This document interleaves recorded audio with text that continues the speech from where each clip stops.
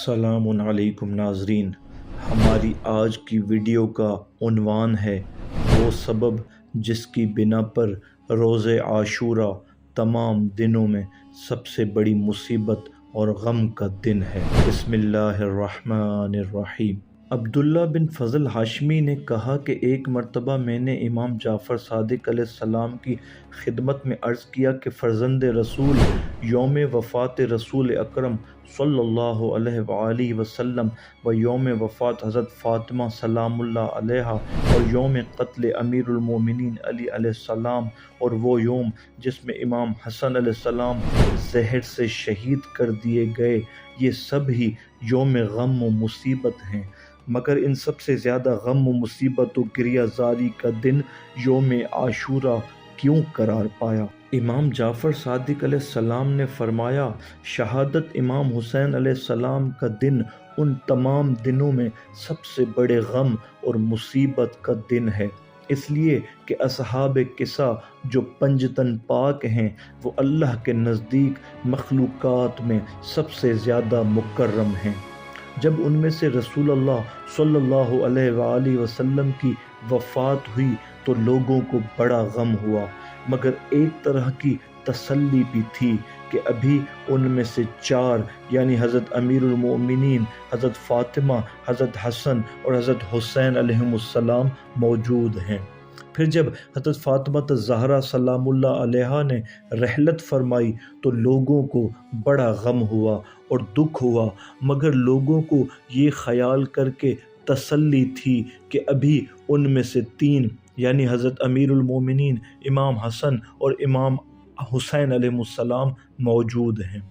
پھر جب حضرت امیر المومنین کی شہادت ہوئی تو لوگوں کو بڑا رنج و غم ہوا، مگر یہ سوچ کر تسلی کر لیتے کہ ابھی اللہ رکھے امام حسن اور امام حسین علیہ السلام موجود ہیں۔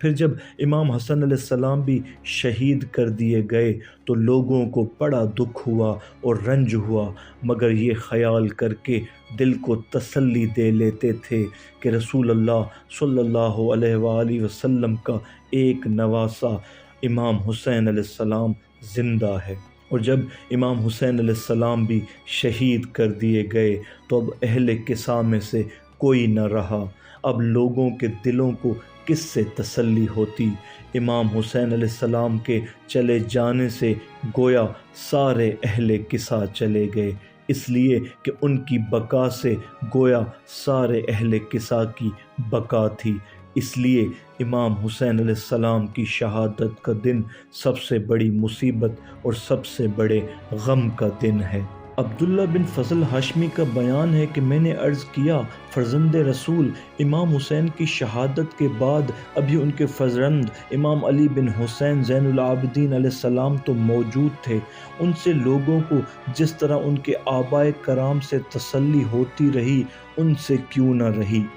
امام جعفر صادق علیہ السلام نے فرمایا، ہاں یہ سید العابدین تھے، امام تھے اور اپنے آبائے کرام کے بعد خلق پر اللہ کی طرف سے حجت تھے، لیکن ان کو رسول اللہ صلی اللہ علیہ وآلہ وسلم سے شرف ملاقات حاصل نہ تھی، نہ انہوں نے رسول اللہ کو کچھ فرماتے ہوئے سنا تھا، ان کو رسول اللہ کا جو علم ملا تھا وہ اپنے پدر بزرگوار اور اپنے جد نامدار کے ذریعے وراثت میں ملا تھا، اور امیر المومنین و حضرت فاطمہ و حسن و حسین علیہ السلام کو لوگوں نے مختلف مواقع پر ساتھ دیکھا تھا، اور جب لوگ ان میں سے کسی ایک کو بھی دیکھ لیتے تو انہیں فوراً یاد آ جاتا کہ میں نے ان کو رسول اللہ کے ساتھ فلاں موقع اور فلاں حال میں دیکھا تھا۔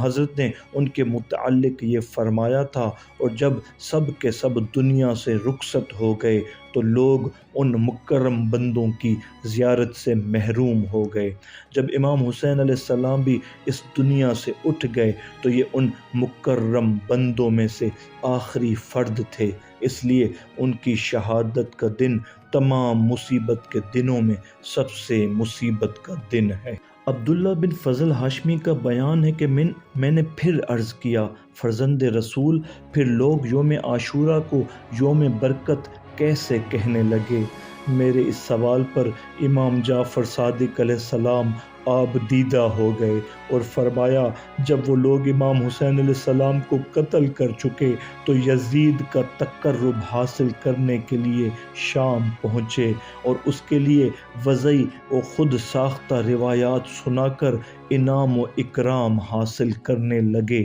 اور منجملہ ان وضعی اور خود ساختہ روایات اس دن کے متعلق یہ بھی پیش کی کہ یہ عید کا دن اور برکت کا دن ہے، تاکہ لوگ جزا و بقا و رنج و غم و حزن کو چھوڑ کر خوشی اور عید منائیں اور ایک دوسرے کو مبارکباد دیں۔ ہمارے اور ان لوگوں کے درمیان اللہ فیصلہ کرے گا۔ امام جعفر صادق علیہ السلام نے فرمایا، اے میرے ابن اسلام اور اہل اسلام کو کم از کم یہ ضرر تو پہنچا کہ ایک گروہ جسے ہماری مودت کا دعویٰ ہے اور اسے گمان ہے کہ وہ ہمارے دوست ہیں اور ہماری امامت کے قائل ہیں، انہوں نے اپنے ذہن سے یہ اختراع کر لیا اور سمجھ بیٹھے کہ حضرت امام حسین علیہ السلام قتل نہیں ہوئے بلکہ ان کے مشابہ کوئی دوسرا آدمی قتل ہو گیا، اور لوگوں کو شبہ ہے کہ امام حسین علیہ السلام قتل نہیں ہوئے، جیسے حضرت عیسیٰ بن مریم علیہ السلام کے متعلق لوگوں کو اشتباہ ہوا، حالانکہ وہ قتل نہیں ہوئے۔ تو ان لوگوں کے خیال کے متعلق پھر بنی امیہ قابل ملامت نہیں اور نہ ان پر کوئی قتل کا جرم ثابت ہے۔ اے ابن جو لوگ یہ گمان رکھتے ہیں کہ امام حسین علیہ السلام قتل نہیں ہوئے تو اس کا مطلب ہے کہ انہوں نے رسول اکرم حضرت علی اور ان کے بعد ائمہ علیہم السلام کی تکذیب کی، اس لیے کہ ان سب نے امام حسین علیہ السلام کے قتل کی خبر دی، اور جو ان سب کی تکذیب کرے وہ کافر ہے اور اس کا خون ہر شخص پر مباح ہے جو اس کو یہ کہتے ہوئے سنے۔ عبداللہ بن فضل کا بیان ہے کہ میں نے عرض کیا، فرزند رسول، پھر آپ ان شیعوں کے متعلق کیا فرماتے ہیں جو اس کے قائل ہیں؟ امام جعفر صادق علیہ السلام نے فرمایا، وہ لوگ ہمارے شیعوں میں سے نہیں ہیں، میں ان لوگوں سے بری اور لا تعلق ہوں۔ اس سے اس طرح اور اس طرح قرآن مجید اور جنت و جہنم کی نفی ہوتی ہے۔ راوی کا بیان ہے کہ پھر میں نے قرآن کے متعلق آپ سے دریافت کیا، اور یقیناً تمہیں علم ہے ان لوگوں کا جنہوں نے تم سے سبت کے دن زیادتی کی، تو ہم نے انہیں کہا تم ذلیل و خوار بندر بن جاؤ۔ سورہ بقرہ آیت نمبر 65۔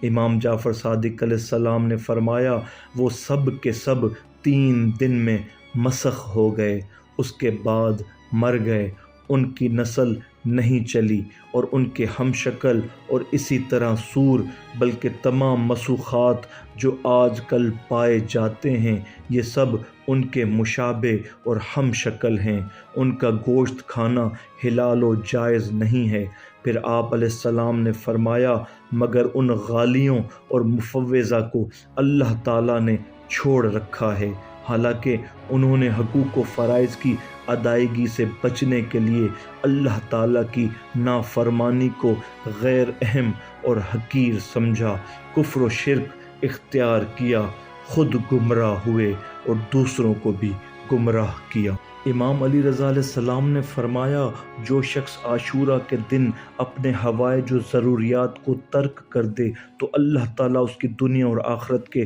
سارے حوائج کو پورا کرے گا، اور جو شخص یوم عاشورہ کو مصیبت و حزن و گریہ و زاری کا دن بنائے گا تو اللہ تعالیٰ قیامت کے دن اس کے لیے خوشی و فرحت و سرور کا دن قرار دے گا، اور ہم لوگوں کے دیدار سے جنت میں اس کی آنکھیں ٹھنڈی ہوں گی۔ اور جو شخص عاشورہ کے دن اپنے حوائج و ضروریات و کاروبار میں لگا رہے، اس کو یوم عید و یوم برکت سمجھ کر اپنے گھر میں کچھ لائے گا تو اللہ تعالیٰ اس کے لیے اس کو نامبارک قرار دے گا، اور قیامت کے دن کا حشر یزید، عبیداللہ بن زیاد و عمر و سعد لعنہم اللہ کے ساتھ ہوگا، اور وہ جہنم کے سب سے نچلے طبقے میں ڈال دیا جائے گا۔ صدق اللہ العلی العظیم۔